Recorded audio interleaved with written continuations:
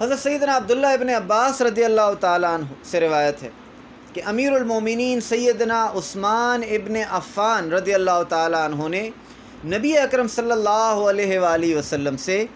بسم اللہ الرحمن الرحیم کی فضیلت کے بارے میں سوال کیا،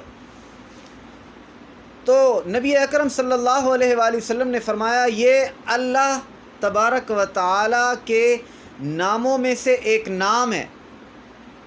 بسم اللہ الرحمن الرحیم اللہ تبارک و تعالیٰ کے ناموں میں سے ایک نام ہے، اور اللہ عز و جل کے اسم اعظم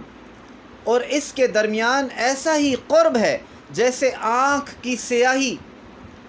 اور اس کی پتلی اور سفیدی میں فرق ہوتا ہے۔ اتنا قریب ہے، جدا نہیں ہے نا۔ وہ جو پتلی ہے اور سیاہی ہے وہ ایک دوسرے کے ساتھ ملے ہوتے ہیں۔ تو نبی علیہ السلام فرماتے ہیں کہ بسم اللہ الرحمن الرحیم اور اللہ تبارک و تعالیٰ کا اسم اعظم بالکل اس طرح ملے ہوئے ہیں جس طرح آنکھ کی پتلی میں سیاہی، یعنی اسم اعظم کی برکتیں۔ اور میں نے اس سے پہلے آپ کو روایت بھی بتائی تھی کہ اللہ تبارک و تعالیٰ کے 3000 نام ہیں،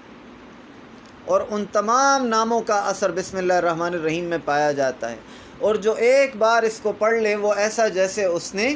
اللہ تبارک و تعالیٰ کے 3000 ناموں کا ورد کیا ہو۔